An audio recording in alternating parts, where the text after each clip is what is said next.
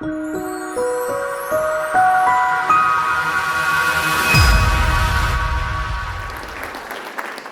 evening, everyone. Thank you so much for coming.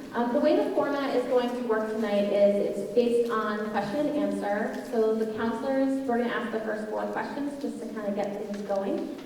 During the question and answer, they are going to volunteer to answer in kind of a random order. And then after this part, we're going to have an opportunity to have sort of a mini fair in the cafeteria where the admissions reps will sit, they have their materials set up, and then you'll be able to ask personal information about maybe your child or their transcript or certain things specific to you.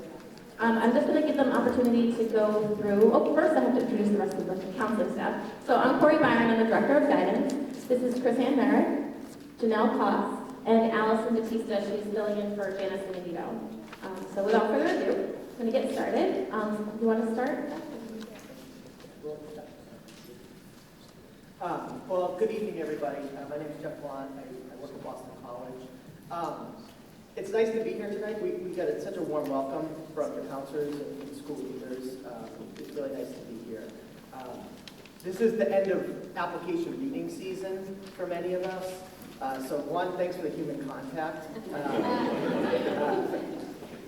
In all seriousness, we're learning a lot about students through computer screens, so it's nice to, and we've been working with the seniors for a long time at this point, and they're great, but it's nice to interact with families and students that are at a different point of the process. So, and I think the value that you place on education is clear in the turnout tonight, so we're really excited about that.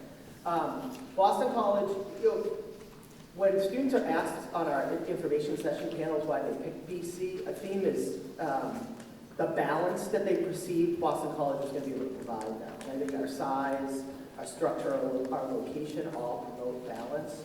We're surrounded on 3 sides by nice neighborhoods, a 4th side by a reservoir. So it's a contained, traditional residential campus.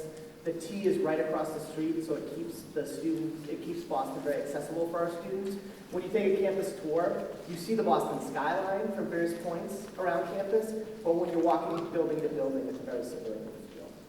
Also, we have a medium-sized population of about 9,000 undergrads and about 5,000 graduate students. That's a unique size, not only among the Boston area schools, but really across America. And so it allows us to preserve some of the advantages across the size spectrum. I hope all of you students are excited about college, even if today's not the day to ask you that question. I think you should be really excited about college because you get to work with material that you may not have had much exposure to in high school, or you get to study traditional subject areas in new and different ways. And we feel like we offer really good variety. Our students are divided among 4 undergraduate colleges. The Morrison College of Arts and Sciences houses all our humanities and science majors. There were 30 majors in that school alone. And then we have 3 smaller professional schools. The Carroll School of Management, where students study business, the Lynch School of Education and Human Development, and the Canal School of Nursing. One other thing to know about us is we do have a religious affiliation. We're a Catholic institution. We're founded by the Jesuits. If you're not familiar with the Jesuits, they're a group of Roman Catholic priests who for centuries now have enjoyed a successful tradition as educators. They founded 27 schools around the country. The Jesuits are well represented on this panel, as you'll find out. And one thing to know about social life on campus, we don't have Greek life.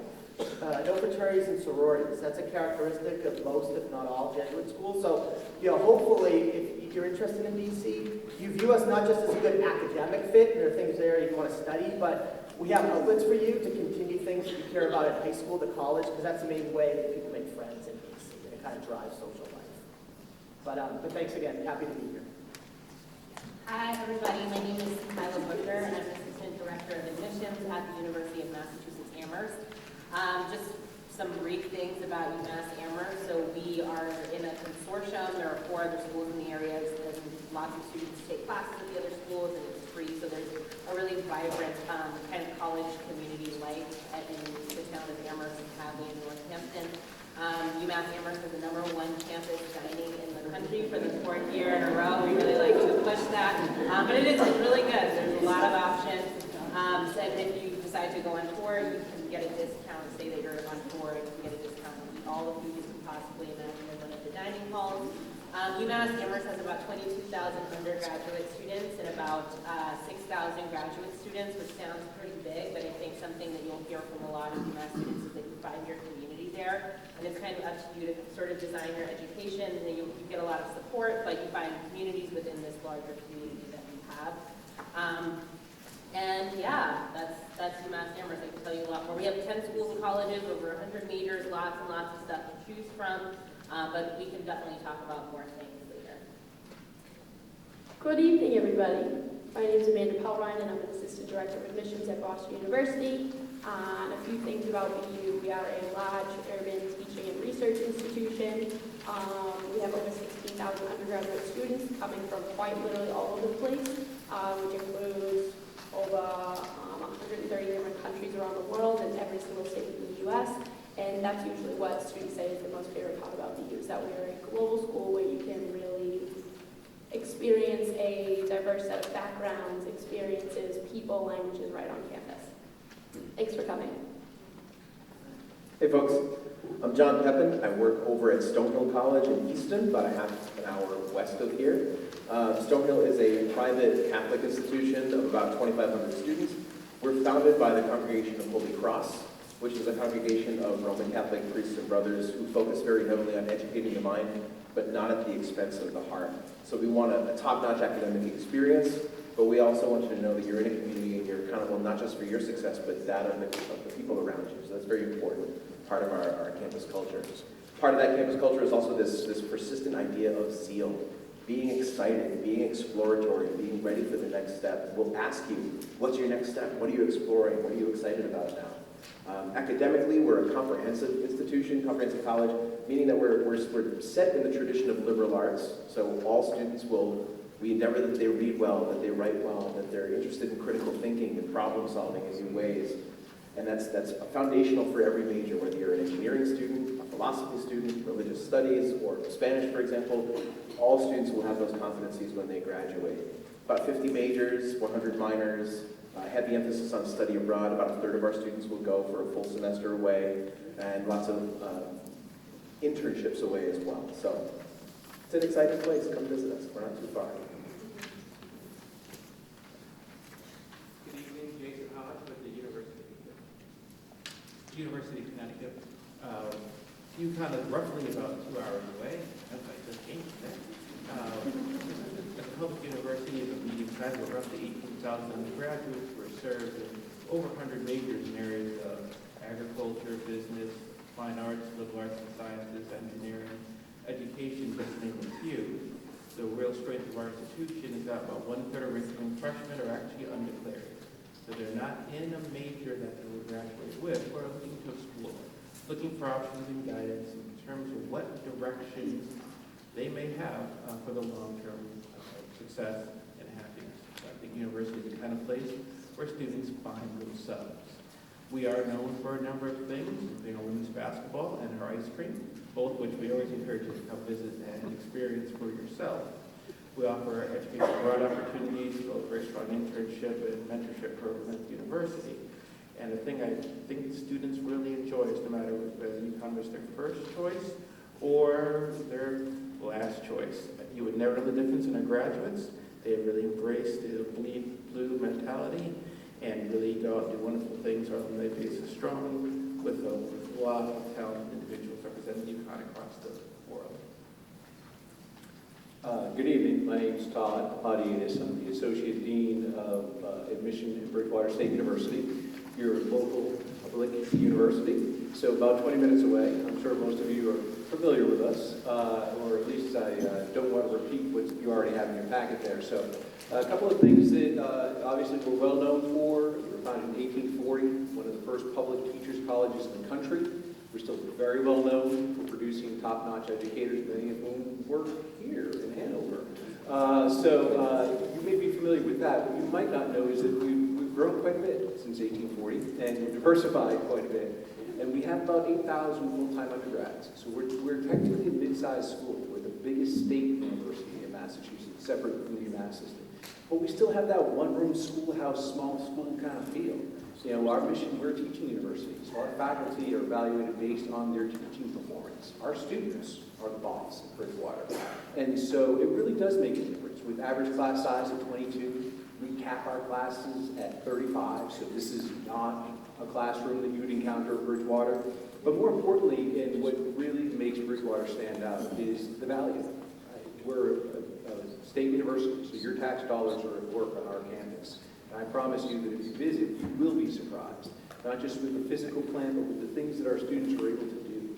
With top-notch study abroad programs, a third of all of our students participate in any one of our 35 different programs in study abroad. We do internship programs, students do the original internship, right?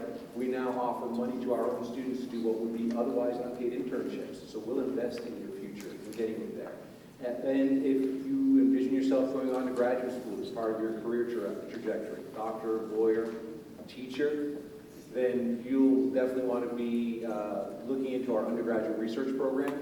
And it's an opportunity for you to initiate your own research projects. Faculty mentor, again, we offer funding.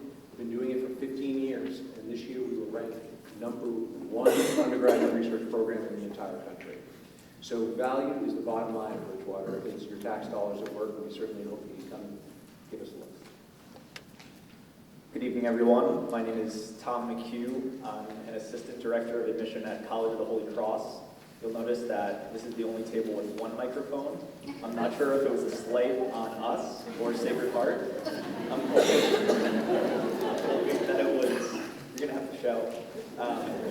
But this is such an exciting time, and just a few things to think about. You know, there's such a great variety here, and it's just a smattering of the options that you have available to you.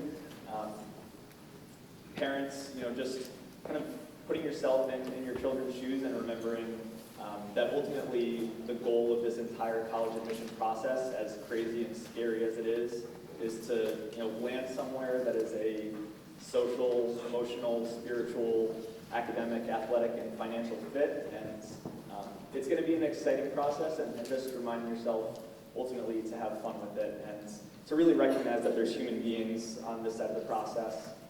It is literally our jobs to help you through it, so feel free to get to know us, and just be thoughtful about not what the pressure in the community is and even what your family members are saying, but where you think you're going to thrive and succeed. So that's just my 2 cents, and I think that'll be echoed by the other panelists. As far as who Holy Cross is, I'll be brief. We'll all have tables, and you'll be able to learn a little bit more about us individually, but we're a small liberal arts college in Worcester, Massachusetts. We're also in the Jesuit tradition. And a few things that I appreciate, we have all of our students start as undeclared, so regardless of where you are in your career search, every single freshman at Holy Cross does not have a major, which just allows students to, I think, take a breath and be surrounded by peers who are also exploring.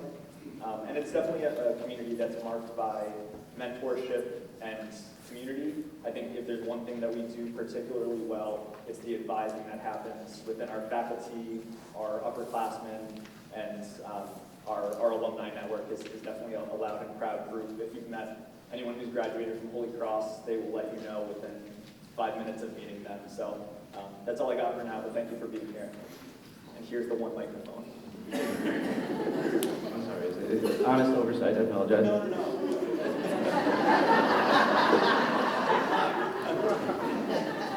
Good evening, everyone. My name is Rick Diaz. I'm the Assistant Director of Undergraduate Admissions at Sacred Heart University. Sacred Heart University is located in Fairfield, Connecticut. It's about 2.5 to 3 hours from here, depending on traffic. Total undergraduate student enrollment is about 5,200. We have about 3,500 graduate students, so it's a pretty good balance. We have 5 different colleges that kind of house all of our academic majors. There's our College of Arts and Sciences. We have our Davis and Henry College of Nursing, our Isabel Thurston College of Education, our College of Health Professions, and then finally our College of Business. So there's a lot to choose from in terms of academics. We are a Catholic university, non-denominational, so we're not Franciscan or Benedictine. We're actually the first Catholic university in the entire country to be staffed by a lady, so that's kind of like a fun fact, I guess. We're Division I, so we have 30 different D1 programs. We are about an hour outside of New York City, so I know it's not as great as Boston, but still offers a lot of opportunities for internships, while you're an undergrad, while you're in grad school, and obviously a lot of great employment opportunities as well. I know Fairfield does seem far, especially coming from Hanover, but I think it would be definitely beneficial to come see us at some point. There's a lot of things going on at Sacred Heart right now. We're going through a pretty profound time of growth. We've been adding on a lot of new buildings in addition to increasing our student numbers. For example, a couple of years ago, we added a new academic building. At the beginning of January, we opened up 2 new dorms and then 3 more on the way. And a couple of weeks ago, we also announced our new hockey arena. So it's a very exciting time, not just for Sacred Heart students, but also for you guys to come see what's going on and hopefully experience that. Good evening, everyone. Joe Vario from Roger Williams University. Roger is a student body of about 4,000 undergraduates. After that, maybe 1,000 or so graduate students. We include 300 in our School of Law, and then others across various master's degrees, an MBA, Master of Architecture, Master's in some select niche areas as well. About an hour from here, probably about an hour and 15 minutes maybe. 50 different majors, nearly twice that many minors. Very interdisciplinary approach to academics. More than 85% of our graduates graduate with multiple courses of study. By that I mean perhaps double majors, but at least one minor in addition to their major. Really allows students to combine what they're passionate about with something they can apply in sort of a real world setting. Further to that, we offer sort of highlight programs if you're interested in knowing what you want to study coming in, if you're interested in engineering, architecture, marine biology, forensic science, for example, the opportunity to take those classes starting in your first semester and really be sort of surrounded by that discipline throughout your 4 years. But as many of my colleagues up here have referred to, many students aren't quite sure what they want to study coming in. And if that's the case for you, there's no cause for concern. That'll just make you similar in many ways to about 40% of our enrolling students who do enter undeclared. We've got 24 varsity athletic programs, most of which compete at an NCAA Division III level. We have an ACHA Division II hockey program, so similar to the success that your team has enjoyed this evening. For the very first time this past weekend, our team was qualified for the national championship tournament, and they'll be leaving in 2 weeks for that down in Dallas. Like I said, 24 other varsity programs as well. Certainly welcome any questions that you would have for me about specifically Roger following this conversation we're about to have here. Otherwise, connect with me following, gather my information, and hopefully I'll see you on campus.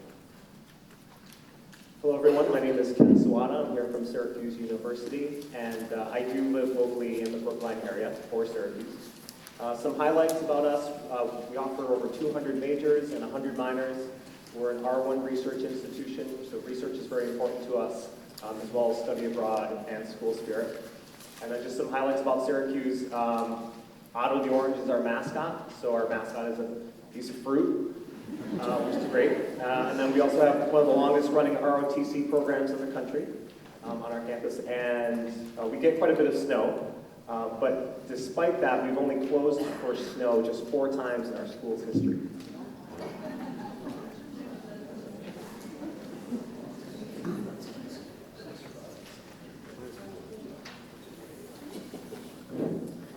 You had to give him my microphone away, so I'm going to start with the opening question. When we have students apply, we often get the question, well, what makes me stand out? If my GPA and my SAT scores are similar to someone else who's applying, what makes me stand out? And if I don't meet the criteria, what are things that I can do for my application to help me stand out? Just before I answer that question, I do want to add one thing. I've worked in the University of Connecticut for 20 years, and I can tell you honestly that very few school districts offer such a comprehensive programming series as this district does. We'd like to just take a quick moment, please, to recognize the counseling staff, the school board, the administration, and technical staff who's here tonight. We're really here to support you. Please listen to their advice, even after we're gone, because you have a wonderful staff here. A round of applause, please.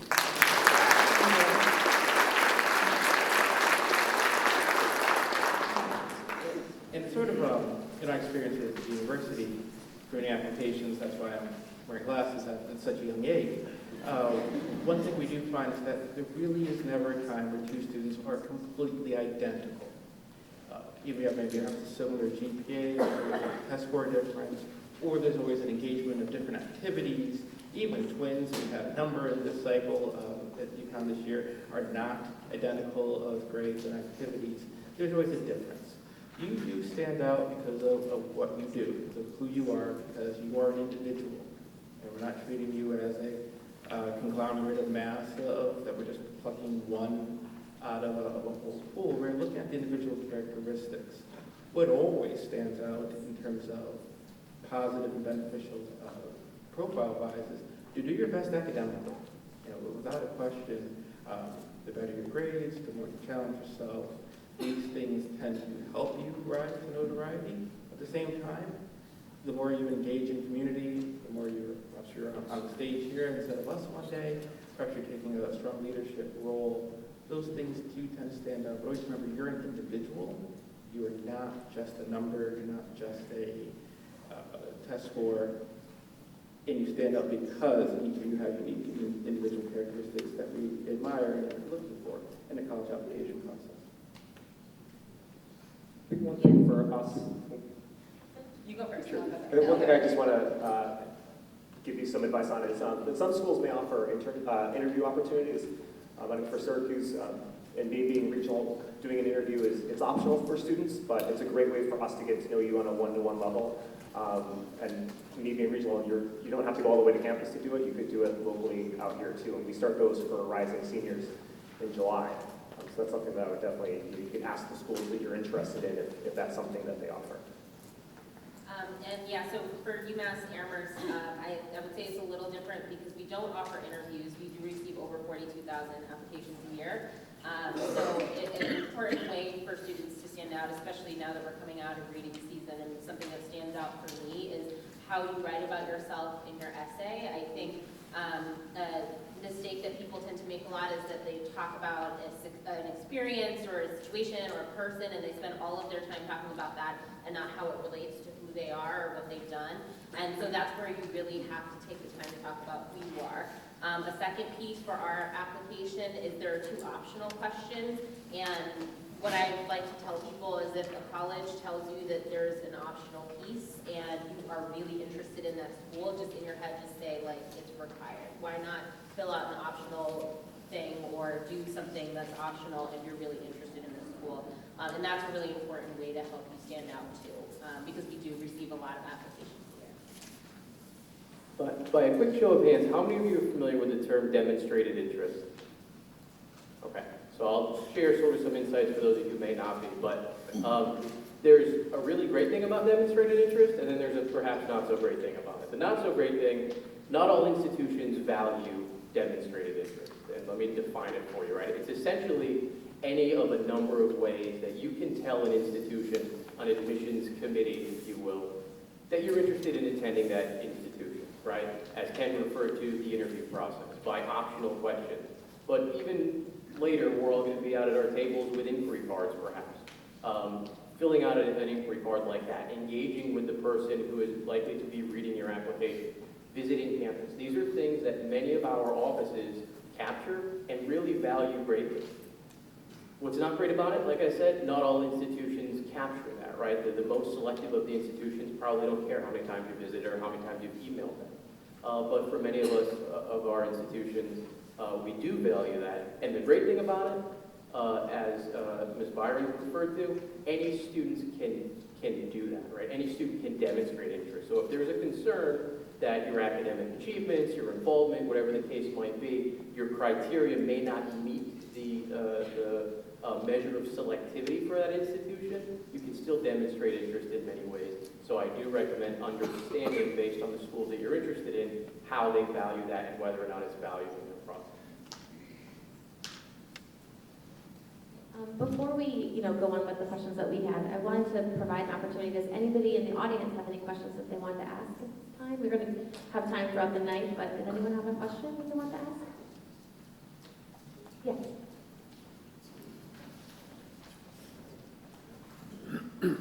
We're hearing more and more about test optional schools. Can anyone that offers that type of process just speak to it for us?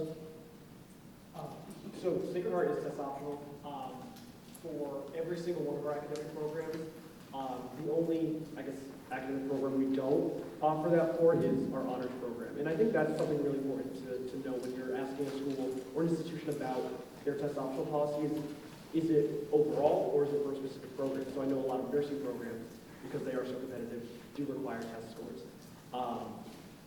I think more and more people are starting to see that SATs are not the measure of a student. You know, sometimes you have a 4.0 student who may not even break 1200, and that doesn't mean that they're not a good student. Not everyone can take standardized testing. A lot of times, submitting your SAT scores or not submitting your SAT scores isn't going to affect you anyway. It's not going to typically affect merit scholarships. I mean, that's something to definitely ask every individual institution, but it shouldn't affect that. Sometimes, if you elect to not send in your SAT scores, you may have to do something supplemental. But other than that, there's no benefit or hindrance to you not submitting your scores to a test optional institution, because like I said, their policy is ultimately test optional. If that clears things up for your question. Can I build on that as well? We've been test optional for about 10 years now, and we found that the graduation rate and the GPA is downhill for those that submit tests and that don't submit tests when you adjust for other factors like curriculum. It's the same graduation rate, the same GPA within 1,000th of a point. So we're finding that it's not necessarily the best measure of student success, at least on our campus. In terms of strategizing around test optional, I would agree 100% with Greg, and also add that whenever you send something to a school, whenever you send a credential, you're saying, this is my credential, please evaluate it in the context of your applicant pool. So being a test score optional institution, if you don't send us a test score, we won't see it, it does not have an impact, we won't think negatively of you, we're not thinking, oh, they're hiding something from us. It's very much just a point of data that we don't have and we can't measure, and we won't make a decision based on non-existent data. But if you do send something that compares negatively to our pool, it could negatively impact your process. If you send something in that compares positively or favorably to our pool, it can absolutely help you. So there's a lot of strategy to be had there in asking the individual questions of each institution and having a meaningful conversation with your school counselor based on your school list. I'll answer that from the state university system. So there's 9 campuses in the state university system in Massachusetts, and Bridgewater was among the first cohort to pilot test optional 3 years ago. And more of the campuses have come on board with such a policy, and I'm forever astounded at the variety of ways that it's being implemented. And so I think your question is very savvy to ask, and should be asked at each of the places that advertise a policy along those lines, because really the way it's implemented can vary wildly. Even, as I said, with the state universities where our standards are given to us by the Commonwealth, like we all technically have the same minimum standards, but that particular policy seems to have some variation. So for Bridgewater, in the state university context, we have a minimum grade point average of 3.0 or higher, and we recalculate. So when the student is reasonably sure that they're going to recalculate above a 3.0 on a 4.0 scale, test optional is probably for them if they're applying to Bridgewater, because the state allows us to admit without a test score. And so if you have legitimate test anxiety, or you just don't want to give the college board more money to send another test score, that's fine. We can let you in. So for Bridgewater, in any case, if you're below the 3.0, it's really in your best interest to send us test scores, because, and this is in your program of study most likely here at Hanover High, we use a sliding scale. And so the idea is that the further below the 2.0, 3.0 you might be down to 2.0. If you have the correct corresponding SAT scores, you could still be eligible. And so in that case, a student will never be penalized for sending us test scores that may not meet the sliding scale. So when we do start to look at, special admits and so forth, we put SAT scores aside whether we have them or not. We're just looking at the GPA and, essays and letters of recommendation. So, but definitely make sure you're asking that question at each place that advertises that policy. I'll just add to what's already been said, but Holy Cross has had a test optional policy since 2005, so they've been doing it since I was in middle school, quite some time. But just what I wanted to add on is I would recommend that students, in the case that if you don't want to get the College Board money, that's certainly noble. But I would recommend taking either the SAT or the ACT to see what score you get. But just not going into the test feeling as though this is the be-all, end-all, this is going to determine my future, because there are already a lot of great schools that have a test optional policy, and more are jumping on board each day. Those statistics at Stonehill have been tracked the exact same at Holy Cross.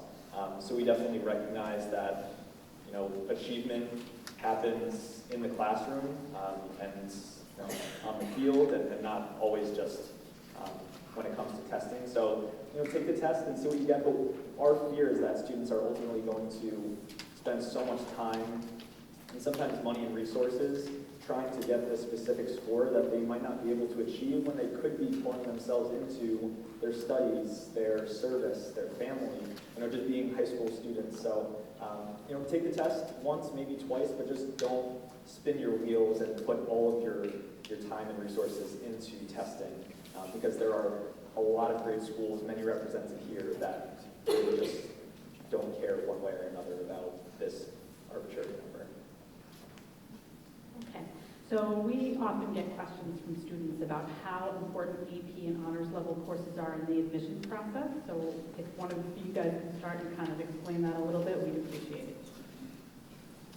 I can start. I think they're important. I think rigor is important. You know, I think you should look to challenge yourself to the best of your ability, but there's definitely a tipping point for every student. And just because you've taken every advanced level course offered at the school may not necessarily make you the most desirable applicant if it's caused a negative impact on your grades. You know, I can't speak for the ultra-selective schools in this country. I can only speak for my institution, which falls into the highly selective category. But I would say, you know, for my institution, the most successful applicants have a balanced transcript. You know, students work closely with their counselors and their families to make really appropriate curriculum choices so that when they're sending their applications in, they feel like their transcript, they're proud of it. You know, they feel like it's a good reflection of their ability and the hard work that they put in. And they've taken a level of rigor that challenged them but didn't exceed their ability level. And they didn't overload so much that it caused a dramatic decrease in their GPA. So I think rigor is certainly important in the process, but to a point. Going off of that, yeah, I think, well, because UMass is a state school, we're required to recalculate everybody's GPA, and we give extra weight to AP classes and honors classes and IB classes, but it's not going to really mean much if you get an F in an AP class. Like, we're going to give you some extra weight, but if you got an F, it's not going to matter that much. That said, again, rigor is very important, and we take that into consideration when it comes to how, you know, your test scores apply to what the credits that you may have earned and how that is going to apply to your time at UMass as a current student. We don't deal with that. That's something that's going to be dealt with later. But for us, we're going to give you some extra weight if you're taking some challenging classes. But don't like strain yourself if you think you're going to get an F, because again, it's not, you know, it's an F. So. One piece of advice kind of from the other end. Oftentimes when we're having conversations about the rigor of a student's curriculum, the real question there is, should I take the honors or the AP class? But on the other end of things, one thing that we tend to see, particularly in our regular decision pool when we're looking at senior grades, is students who in senior year decide to satisfy their graduation requirements with electives or low-level classes, right? So we're not talking about necessarily taking that AP course, but taking that grade level, that lab science, taking that 4th year of foreign language, for example, as opposed to a study hall and another elective. So keep that in mind. And then the second thing that I would just overlay there, if you have a major in mind as a high school junior or senior, understand how your high school curriculum prepares you for your intended major and how the admissions committee at the schools you're applying to is going to consider that. So if you're thinking about an engineering program, for example, don't stop at Algebra 2 as a junior and then take financial math in your senior year because it's easier or an easier A or easier path to an A for you. Take that pre-calculus or advance your course of study into calculus if you can. You know, similarly, other programs too in the humanities, for example, take those creative writing classes or those high-level writing and courses in the humanities as opposed to the electives that would still satisfy the requirement but may not sort of demonstrate that same preparedness for your intended major. I would just add, I could answer this question one of two ways. So one is an admissions professional, in which case my answer is almost identical to UMass Amherst, so I won't bear repeating that. The other way is as a parent of 3 kids. So my oldest is a junior at Sandwich High, so literally in the trenches with you folks, so I feel your pain. And my younger son is a freshman. So I had this conversation with both of them about honors and AP. And really, it depends on the student. You know, my older son, it's like he'll work really hard no matter what it is that he's in. And I told him, I'd rather have you do well in an honors class than get like half the content in an AP. But you got to know what your comfort level is and what your level of commitment is to that particular class. Now he's taking AP and he's working hard and he's getting it done. And I'm happy for him. And he's taking honors and he's doing well. And I'm happy for him. My younger son, he's only going to do what it is you put in front of him. Right? So we send him to school with an IB program. He's basically APing it from the jump, right? And I know he'll step up to that. But if we didn't push him, he'd do what he had in front of him. So, you know, parents, students, it's really a conversation you have to have amongst yourselves to determine what it is that motivates you to do the best that you can do. Because again, if you're going to be in that situation and excel and do well and challenge yourself, that's great. But there's no benefit in going into a class and not doing well and getting half the content and dragging down your GPA. Even with a weighted calculation, I've seen some transcripts on students with a string of APs and they're like hitting C's and C pluses and they're not doing themselves any justice. So have that conversation, be honest with yourself and find your right fit. I just want to say thank you for that feedback. We are currently going to begin course selection next week. So please, if you have questions, call your guidance counselor. If you're a student, make an appointment. We do discussions with this in some of our workshops, so we are in the thick of course planning, so thank you for that feedback. I just want to open up again to the audience for any questions that you might have. Anybody have questions?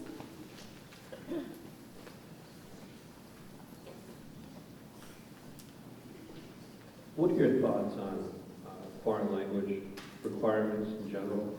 I have one student who doesn't want to take any more than 2 years, found something else that she's super interested in, and worries about not doing the extra 3rd year or 4th year versus doing something that she's really interested in, language not being that. I'm just going to give a quick answer that as a state school, we require 2 years of language. We want to see, first and second, Spanish 1, Spanish 2. So if that's all that your student has, then. Yeah, so it's definitely dependent on the school that your student is applying to. So at BU, we only require 2 years, but the most rigorous applicants will have all of those 4 years. Often getting up to that AP level doesn't necessarily have to. But just going back to that question over here that we were talking about, it's something that makes you more competitive as an applicant if you have 3 or 4 versus an applicant who only has 2. At the same time, you still want to have that balance. Like if the student has something they're more passionate about, then that foreign language, then they can certainly go for it. I was just having the same conversation with my nephew 2 weeks ago. It was a sophomore at ORR, Old Rochester Regional. And he's like, Uncle Johnny Boy. He calls me that. Uncle Johnny. He's 16, he still calls me Uncle Johnny Boy. So he said, I'm finishing Spanish 3 this year because it's a sophomore. Stonehill's catalog requirements, we'd like you to see up to a 3rd level. That can be 2 years in high school, that's fine. But it's not a hard and fast requirement, at least for us, and I would expect for most schools. But we are going to be looking at that theoretical gap in your GPA grid, in your course grid, and seeing what did you fill that gap with? Was it a study hall? Was it an additional science or something like that? So talking to my nephew, he's thinking about, I want to get prepared for maybe an engineering program and be well-rounded. So he's doing pre-calc and physics, and he's going to add AP Comp Sci next year. I said, that's a great way to fill that in because it's focused on what you want to do. You're not going to study a language or whatever school you're going to go to, but we are looking at that gap and wondering how you're going to fill it. The University of Connecticut, we require typically 2 years for a majority of our schools and colleges, with the exception of our business school and our College of Arts and Sciences, which does require 3, taken at the high school level for students misses that obligation, they would be required to take the course at the university to graduate. So the first thing that comes to my mind is, for whatever university your child is looking into, I would check very clearly the requirements, because if she doesn't like it, foreign languages in high school, she's not going to enjoy them in college. To be perfectly fair, it's a lot faster and a lot shorter window. The other thing too, when I think of this question is long-term career aspirations. I do think speak this to the audience. If you're looking at a business focus these days, or many areas of political science, technology fields, we're becoming more global. If nothing else in the companies in the Boston area, and the capacity to understand cultural differences, to be familiar with the fact that we advertise for movies differently in China than we do in the U.S., that there's a different way things go in Canada versus the U.S. Sometimes language is not just about speaking a language, but about understanding a different culture, which does make you more marketable in a wide variety of fields these days. So it's sort of not just this step, but where do you see yourself in 5 years? Where do you see yourself in 10? Sometimes help guide that understanding.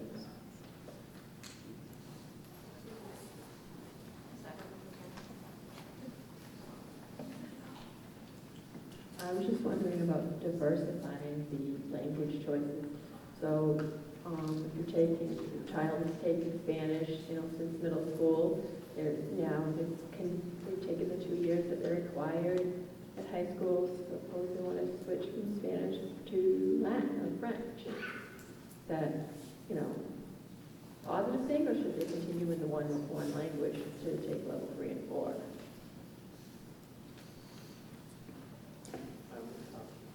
I'll start for us again. Let's say for like an agricultural college at UConn, the 2 years is sufficient of any.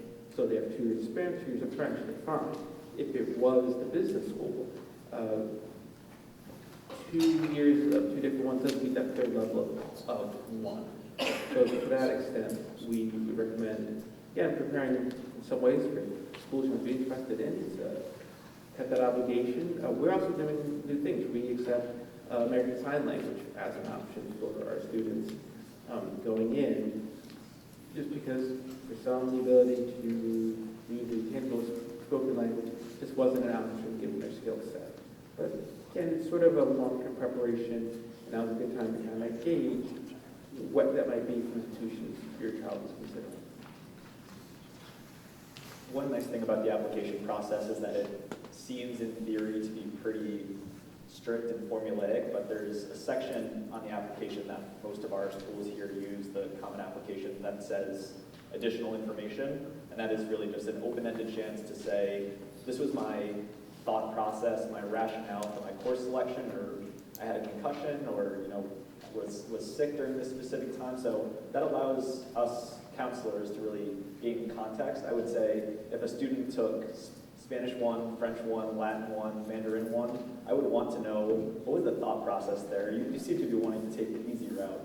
But if someone switched from Spanish 1, Spanish 2 to Latin 1 and said, I decided that I wanted to go a different route, it was important to me to gain an understanding of the foundation of Romance languages, that would be an awesome explanation. So, and the admission interviews that Ken alluded to and that we've spoken about, that's another chance at the schools that offer interviews to tell your story and to add that context. So as long as there's a rationale that makes sense and it doesn't look like a student is taking shortcuts, there's really no wrong answer to not taking a certain number of foreign language classes or whatever subject that might be.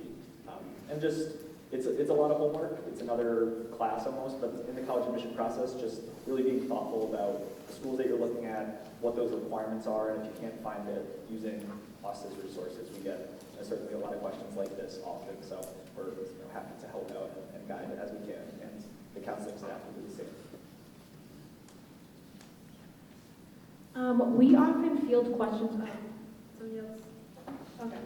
We often field questions from students and families about the advantages of applying early decision and early action, and more specifically, if it's easier to get in if you apply that route. So we were wondering if some of you would be able to speak to that process. So obviously, for anyone who's heard the term early decision, I'm sure you're aware that is a binding contract. And I don't know if easier is necessarily the right word, but it does show a pretty significant level of interest in the school that you're applying early decision to. Obviously, you're saying that if I get accepted, this is where I'm going to go, no questions asked. But by no means is that the only way to show your interest in a college. You do not have to apply early decision to a college just to let them know that you're their top, or they're your top school. So don't think that. I mean, it's great for a student who maybe has visited a specific school like 5 times and they have their programs, they have all that they want in terms of extracurricular student life. Early decision would be great. Early action is just as viable because you still get to find out early, which I think as time goes on is going to be more important because you want to make sure you have more time to compare everything from all your school, whether it be financial aid packages, revisiting schools during the spring semester.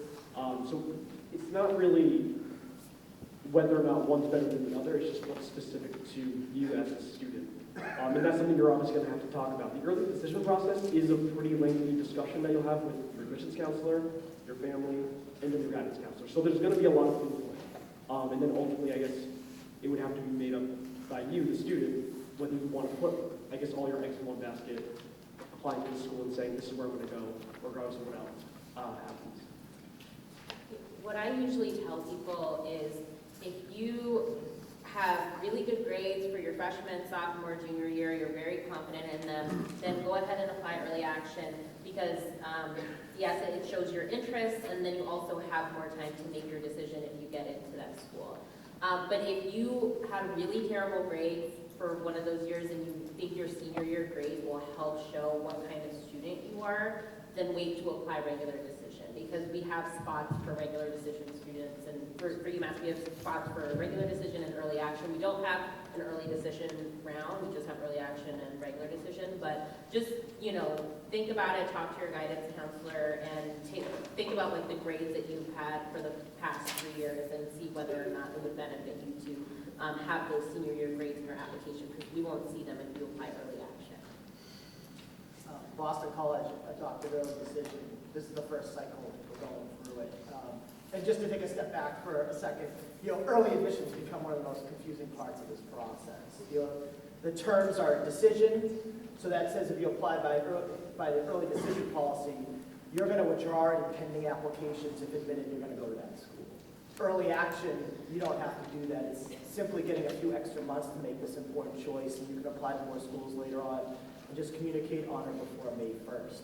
I think it can be advantageous because not only are you telling the institution that they have early decision and you apply early decisions, that that institution is your first choice, but you're also saying that you're ready to make a financial commitment without being able to weigh different financial aid packages because you're not going to have that opportunity. So I think a question you could ask at schools is what percentage of your total freshman class is made up through early decision admits? And you can get a sense of how advantageous it is. But I would say, here at BC, we're filling about 40% of our class. We have 2 rounds of early decision 1 and 2, so schools can have different rounds.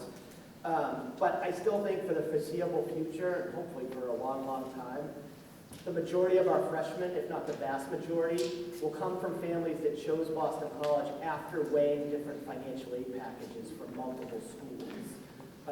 And that's something that you would be able to do at regular decision. So that's another consideration. Are you willing to make the financial commitment to the school early? And if you are, that would be a reason to apply early decision. If you're not, I'd suggest waiting for regular decision. As an institution, I dropped early action about 7 years ago. Given the maturity difference between girls and boys, we'd be an all-women's college right now.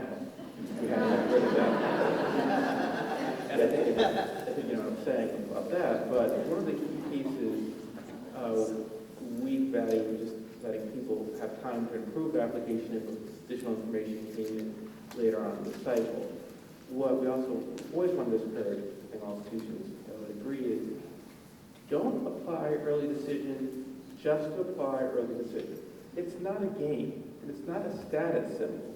And if someone asks you, where did you apply ED? It's none of their business what choices you make as a comparison standpoint.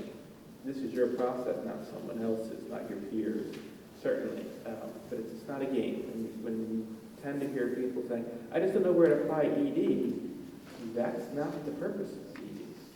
or a great action. It is to secure a spot in a school that you have a strong interest in, not as a status symbol, not as a I'm behind if I don't do it.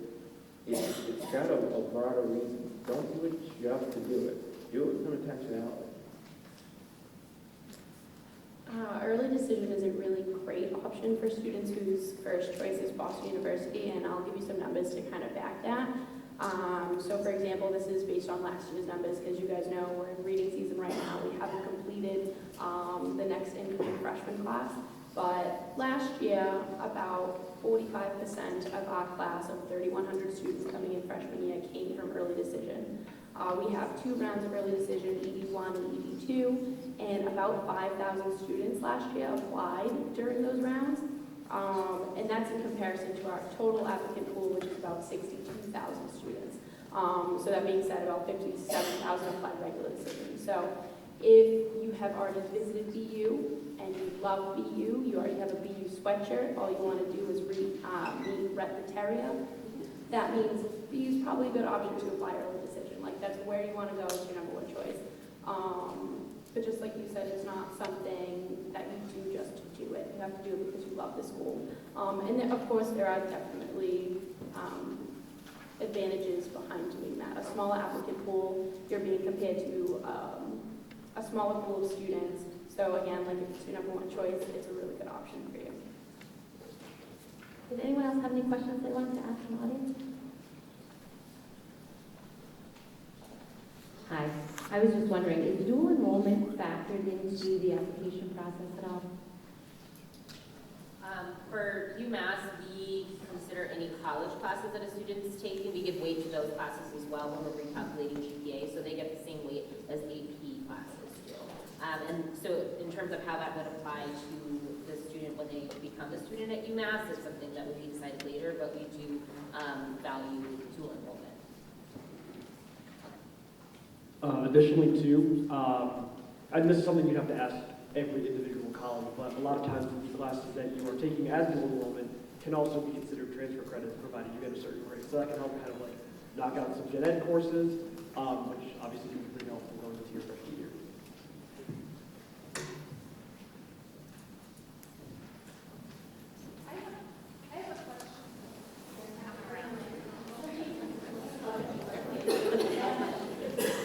Hi, I have a question. I know some schools have a wait list. Can you talk about what that process is and how it works? Sure. So, you know, it's a reality in this process. You know, students have such access to technology. It tells them, you know, based on your high school credentials, you should be looking. You'll be competitive for admission at these types of schools. So I think we tend to all attract really strong students. And so, you know, wait list is, unfortunately, you know, sometimes this process requires some stamina for students and families because they might apply early, you know, and this is worst case scenario. That might have a good ending. You know, they're deferred from the early program, they wait through regular decision, they get another decision around now, and they're waitlisted again. I will say for us, we have the 4 schools. So that can have an impact on the wait list, depending on how enrollment in those 4 schools, and maybe at another institution it's major driven, depending on what majors need to fill some more seats. I would also say interest plays a big role in the wait list. Because we don't want to go to the wait list in several waves over the summer and drag out the process for everybody. We'd rather go once if possible and fill our class. So it's nice for students to communicate their interest when they're on the waiting list. I'll just say though, when we send decision letters, we hear from a flurry of students that they're going to stay on the wait list. And they want to go to BC no matter what. No matter what, they're not going to change their minds. By the time we end up going to the wait list in early May, a fraction of those students are still there. Because they fall in love with their May 1 choice. You know, they're good, they've moved on. So I think communicating your interest, both when you go on the wait list and then your school counselors can help with this process, you know, checking in when the schools are going to make their decisions about the waiting list, which usually happens after the May 1st deposit deadline in most schools, is important. One thing that, related to the waitlist but on a different side, is that come next year, many of you will have many options for college, upwards of anywhere from 3 to sometimes a dozen different positive yes responses that those institutions will give you. But you are only one person, and you're only going to go to one college or university at a time.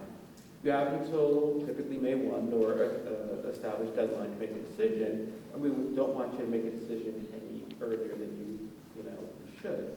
But if you're being realistic, and if you're sitting on 6 schools that you just really don't have the interest in any longer as you go through the process, please let those institutions know that you're just not interested. There's no hard feelings if you tell me I'm not interested in UConn, but the other side of the wait list is that we have fixed amount of spots. And we're anticipating X amount of students will say yes and X amount will say no. If more people let us know that we're not going to have them as our students, we may be able to go to that wait list and take someone. So you may be sitting on a space that someone in your class actually might want to take, but you just have no interest in that particular institution. Sitting on just 12 offers and just saying, oh, I've got 12 offers in college.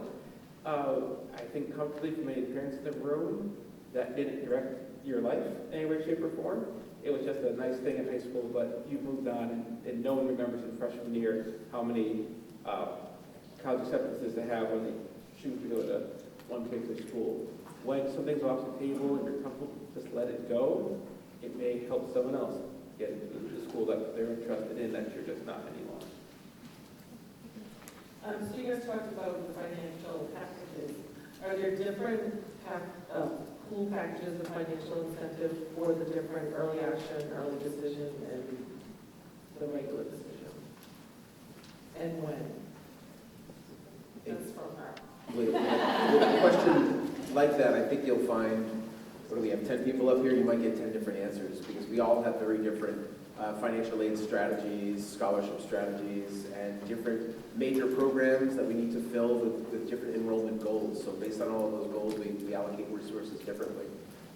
For Stonehill's part, we keep the same financial aid packaging strategy across all decision timelines. Early decision 1 and 2, early action, and regular decision are all considered the same. Even if you're coming off the wait list, you're still considered in the same type of financial aid packaging strategy is what we use. But you might get a different answer everywhere you look. We, as a profession, have a national association which has rules around packaging and early decision, early admission, and those sorts of things. So those rules were just changed this year because the federal government sued our association. And so it's really going to be a different cycle this year and certainly next year for you guys. And schools are falling into one of 2 different categories. And one of the critical rules is that now we can poach each other's deposited students right up until they enroll in class. So the bidding war does not end, I hate to say. So schools are falling into one of 2 categories. They're either front-loading their financial aid and making the best offer first, or they're keeping their powder dry. So in other words, you're going to get a financial aid package, and if you call and go, yeah, but somebody else gave me $5,000 more, and now they're less, and so some people are leaving some of their money aside to do the wheeling and dealing and used car salesman and gig all the way up to the start of classes. So it's going to depend. You know, I think traditionally everyone played it pretty straight through those different admission cycles, but the rules have changed, and it could very well be in our favor as prospective parents. This is my parent hat back on. So it'll be an interesting year. Not to link it necessarily to an application pool or application deadline necessarily, but some institutions may, and Roger Williams does, have some particular scholarship programs that students can qualify for in a number of ways. I know some schools that do have honors programs, honors living and learning communities or whatever they are. Perhaps there is financial award tied to acceptance and enrollment into that particular honors program, say. Each of them, here's where the kind of advice piece is, may have a separate or perhaps differing deadline from the application deadline. So just understand where that might be, right? Maybe you're applying early action to an institution and getting that application in by November 1st, but the deadline for consideration in that, for that scholarship amount or that scholarship program might be February 1st or something like that. So just something to keep in mind. And the opposite could also be true, right? If you're thinking, I'm going to apply regular decision to this institution, get that application in by February 1st, oh, but did I miss the opportunity for honors consideration or that scholarship program because of a November 15th stated deadline? So we're going to end the large audience question and answer now and offer an opportunity for the reps to go out to their tables and provide you guys with the opportunity to ask more personalized questions. But before we leave the auditorium, I just wanted to mention our next two events. On March 18th, we're going to be doing a course to help you feel more prepared legally and financially for sending your kids off to college. That's March 18th at 6:30 here in the media room. The next opportunity will be, this is really great for, especially if you have a child who's a senior. They'll be coming to help you understand your award letters, how to read them, how to talk to financial aid offices. So that is on March 31st at 6:30 p.m. And finally, there is an evaluation form that was given on the sheet. If you could fill that out and just leave it on the table as you exit the auditorium, that we would really appreciate it. Thank you so much for coming, and we hope you enjoy the little mini fair. Thank you.